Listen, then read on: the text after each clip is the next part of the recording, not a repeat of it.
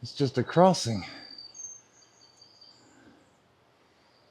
But a covered bridge feels more like a passage. You don't just go over the water, actually going into something.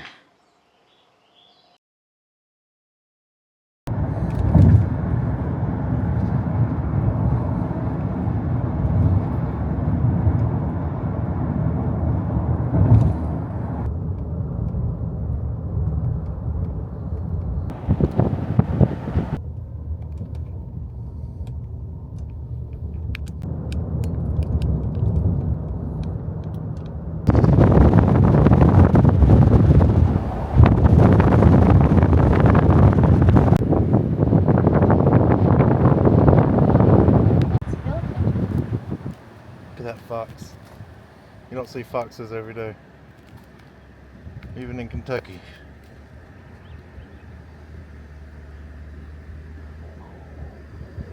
Alright, it's a fox. I think that was a fox.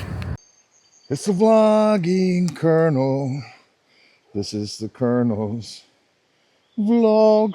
Welcome everyone. It's the Colonel here, and I am here at the Switzer Covered Bridge. Has a cool monument and everything. Didn't expect it to be kind of almost like a historic site here. Saw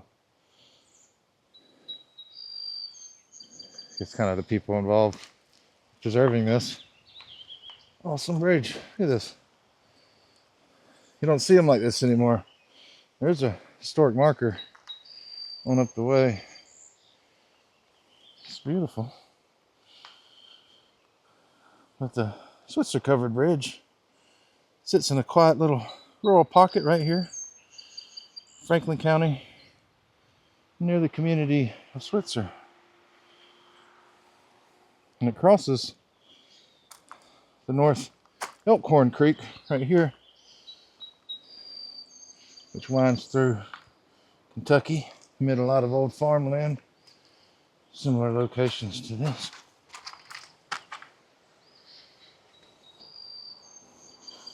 Something about covered bridges feel different from regular ones.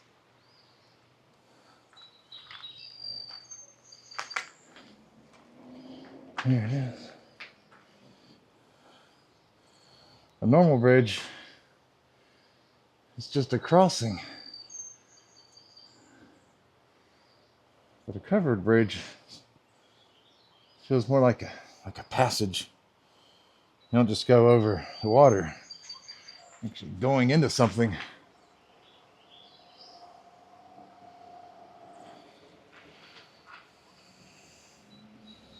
When you step inside, the road kind of narrows down a little bit. Light changes, sound changes. Don't feel like 2026 anymore. Except, of course, for the graffiti. Call that graffiti or artwork?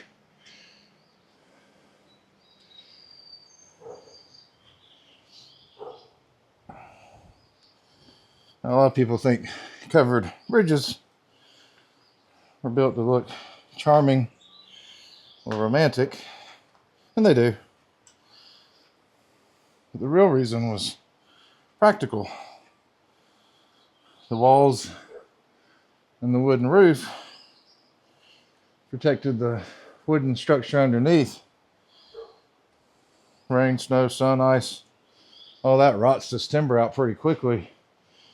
These are fully wooden structures before the days of iron and concrete, or even in that era, just in more rural areas, this was more practical. So by covering the bridge, the builders helped protect the trusses and all the joints and the beams. So it's just kind of a little house built over a bridge. It's kind of poetic, think about it. This bridge actually survived because someone covered it. And then later it survived because people cared enough not to let it disappear, which is what those names on the stone and the pike down there represent.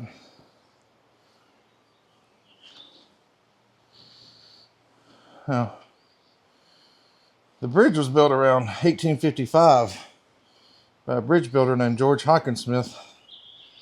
Pushed it before the Civil War. So think about that. Probably regiments of soldiers passed through here. Who knows?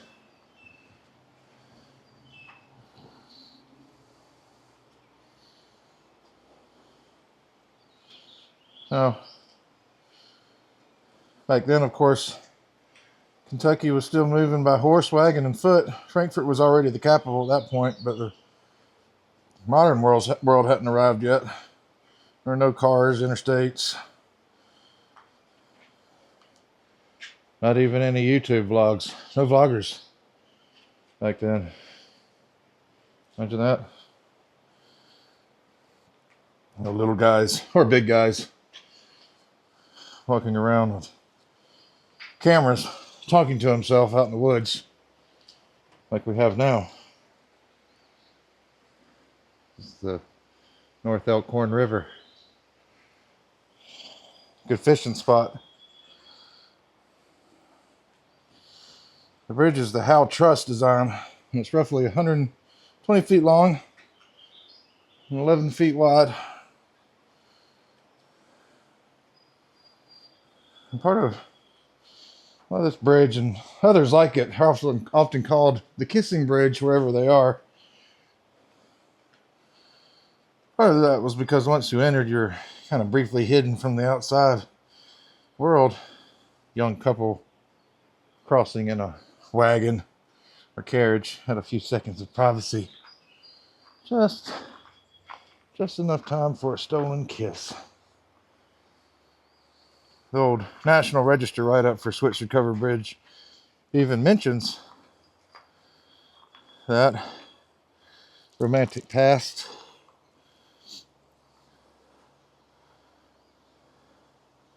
midnight rides, stolen kisses, old posters that were once pasted to the side would show advertised shows and circuses, sewing machines, and corsets.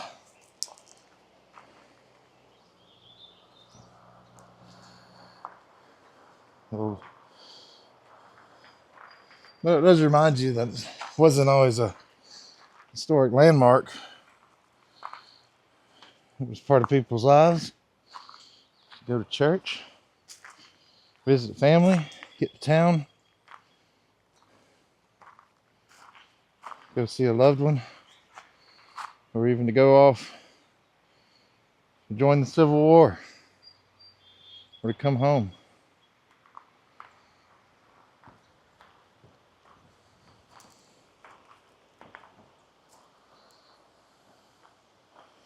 Some cross it probably during the best days of their lives. Some probably crossed it on the worst.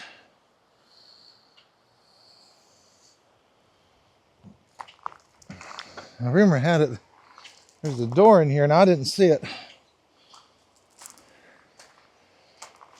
Didn't see it from the shots I took. Of course, again, it's been here for a long, long time. It might be another bridge, but not unusual as you saw those two openings. Over the years, people come into these old bridges and they damage the wood, tear out some of the sideboards because they want places to fish from the bridge. So instead of having people knocking out boards, a couple of them would come in and just put a little door so people could fish, gain access. But if a door did exist here, I don't see it. And they're still carrying on the tradition of just tearing out a plank instead.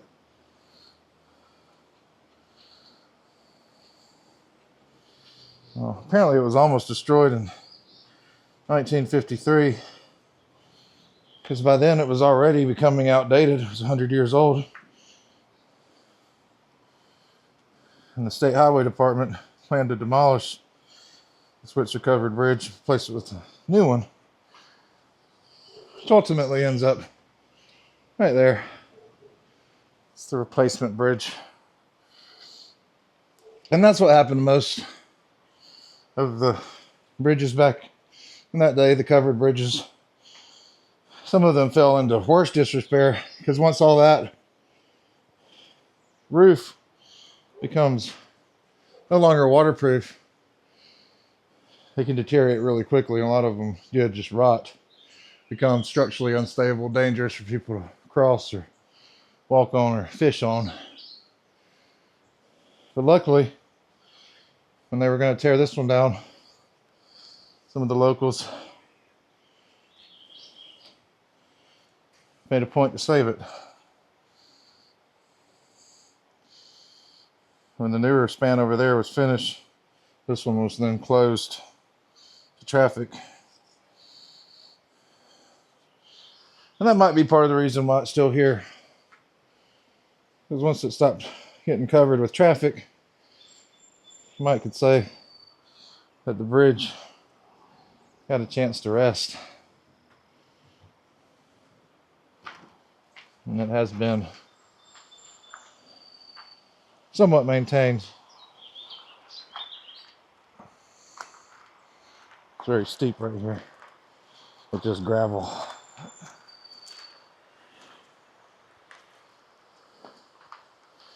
Now in March 1st of 97, our water knocked out the covered bridge here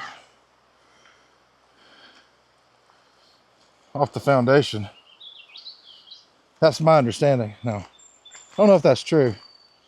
I don't think it floated it all the way away, although reports that I've read say that it did get carried away. You know, some of that top part. I don't know. But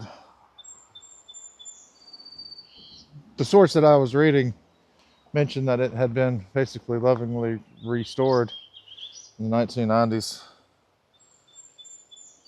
which would make it not just old, but stubborn. Look at that. It's just so beautiful. I don't know if that story's true or not. Yeah, you go to Wikipedia and look at it. There's just, you know, a paragraph, if that. So it may not have ever been washed away. And I don't know what portions. I don't think the entire bridge wasn't washed away that I'm aware of. Maybe it was and they brought it back. I don't know. And maybe that never even happened. What I do know is that floods have come through here and gotten up to the bridge and caused damage in the past. But to what extent? Do not exactly know. But it would make sense because this was dedicated in 1989 here. So that would line up with the story that if it wasn't washed away, it was heavily damaged and repaired and stored. So if you know that, leave a comment if you know any of the additional history. But there's nothing here. Now there's a placard up by the road. I'll make my way up there. I might have some additional information that I haven't already covered. But it's a cool place. You know, there's places where the story is really loud or dark or silent. Battlefields and cemeteries, murder sites, massacres, haunted houses. And then there's places like these. Places that don't really scream for your attention. They just sit here quietly and they're open and welcome to come visit. Obviously, the locals want you to be able to come and enjoy and see a beautiful piece of history. And get up here to the thing. But I have to admit, like, the weight of a place like this is not entirely different from something like an old cemetery, because you just have that sense of all of the history and people long gone that would have regularly, this was really important for everybody that would have been in this area, pretty vital to their lived experience. Here's a sign. Franklin County's only covered bridge spans North Elkhorn Creek at 120 foot long, 11 feet wide. Each entrance has a sawtooth edge. Lattice is pinned with trunnels or tree nails. Restored in 1906 by Louis Bauer. Closed to traffic in 54. So that doesn't say anything about it being blown away in a flood either. Covered bridges were first built in the 1790s, but did not become widely popular until after 1814. One time there were more than 400 covered bridges in Kentucky. And the timbered spans have played a romantic role in our history. Some were destroyed in the Civil War. And the remaining ones are a nostalgic link to our past. This is the last remaining bridge, covered bridge, in Franklin County, from what I understand. And there's only one of, I believe, 14 left standing in the entire state. As far as like any sort of paranormal stuff or anything like that, certainly couldn't tell you it's haunted. Haven't found any like ghost legends, at least any big ones, about the Switzer Covered Bridge. No lady in white or headless horseman, phantom carriages trying to run you off the road. But not every place needs a ghost story. Like I was saying before, sometimes the haunting is just the fact that something like this has survived. Something built by hand almost 170 years ago, still standing here, while everything around it has changed. Although, I doubt within this small view, this little area, I would imagine it looks very similar.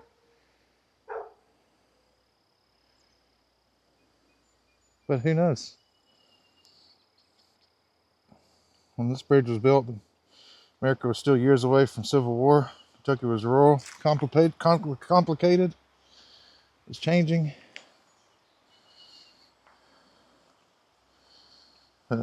They would recognize this creek if they were alive right now, I think. Sounds of the water under the boards. They would recognize the feeling like we just had walking through there. Walking into the dark side and coming out on the light. It's not because they're huge or famous, just because they're so connected to us. A link to the past. Now nearby you've got Coast Spring Park. You've got Fort Hill, and I think there's 2 earthworks there that we'll visit on a future vlog. The last time we went up on the other field, I can't remember what it was called. I believe it was Thornhill.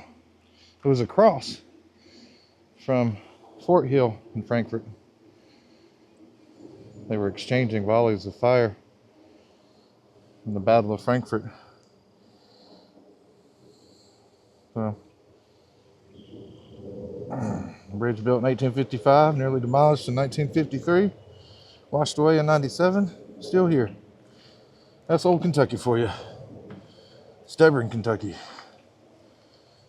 And hopefully the kind of place you're looking for on this channel. Know what I mean? Know what I mean, Vern? Well, that's it, folks. Love you guys. This is the Colonel. Thank you for joining us. This vlog is going to float down the river on a lazy day.